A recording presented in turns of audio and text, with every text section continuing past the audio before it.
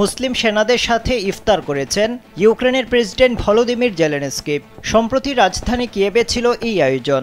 Zelensky মুসলিম নারী ও পুরুষ সেনাদের সাথে এক টেবিলে বসে ইফতার করেন।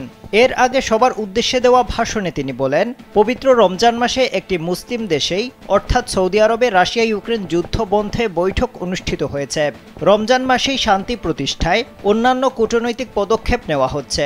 এ সময় জেলেনস্কি দ্রুত যুদ্ধ বন্ধ হবে বলেও আশাবাদ ব্যক্ত করেন। এদিকে ইউক্রেন যুদ্ধ বন্ধ নিয়ে সৌদি আরবের রাজধানী রিয়াদে অনুষ্ঠিত বৈঠক ফলপ্রসূ হয়েছে বলে জানিয়েছে রাশিয়া। পাশাপাশি এ বিষয়ে যুক্তরাষ্ট্রের সঙ্গে আলোচনা চলবে বলেও জানিয়েছে মস্কো। স্যান্ডেলিনা সো, রূপচর্চায় আভিজাত্য। গেল সোমবার সৌদি আরবের রিয়াদে আলোচনায় বসেন রাশিয়া ও যুক্তরাষ্ট্রের কর্মকর্তারা। বৈঠকে রাশিয়ার আন্তর্জাতিক বিষয় সংক্রান্ত ফেডারেল কাউন্সিল কমিটির প্রধান গ্রিগরি কারাসিন রুশ প্রতিনিধি দলের নেতৃত্ব দেন।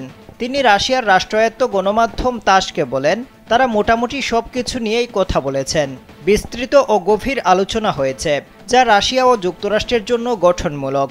এই আলোচনার পরপরই যুক্তরাষ্ট্র ও রাশিয়া কৃষ্ণ সাগরে নিরাপদ নৌ চলাচল নিশ্চিত করতে সম্মত হয়েছে।